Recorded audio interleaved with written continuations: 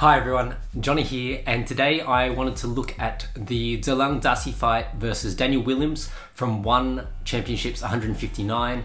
I thought this was a really interesting fight, and part of the reason why I wanted to look at this fight in a little bit more detail is because some of the themes I have covered in studies previously. In my Stamp Fairtex versus Alonia Rasohinya striking study, I brought up the element of squaring and then how you can round the square, and went into a bit of a deep dive on the concept of getting squared and squaring in my film study between Brian Ortega and Alexander Volkanovski, in which Alexander moves into the inside position really well. As a result of that, he was squaring Brian Ortega's feet up. Now, in this fight, this concept came up again. So let's take a look at the progression of this battle throughout this fight. In this first sequence, you can see both fighters are fighting in orthodox or uniform stances. As such, we typically call this scenario a 50-50 where both fighters have an equal opportunity to strike or get hit. Pay attention to how Daniel Williams angles off after moving towards the power or open side, bringing Zelang's feet into alignment or a squared stance. This next sequence highlights how squaring can be countered by rounding, with both fighters pivoting outside, neutralizing the position, and re-entering the 50-50.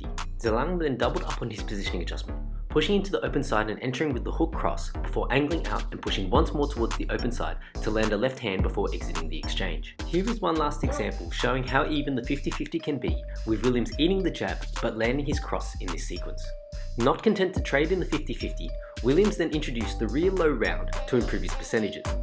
In uniform stances, if your opponent moves to the inside, they are moving into the damage of the rear low round.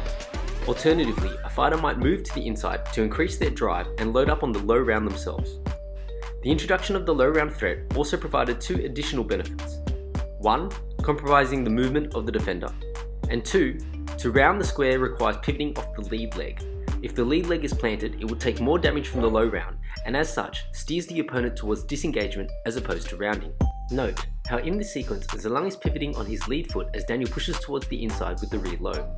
When Daniel pushes again to the inside, this time with the 3-2, Zelang opts to exit longitudinally instead of rounding due to the threat of the low round. This leads us to the final part of this study, a look at the layering utilised to set up the end of the fight.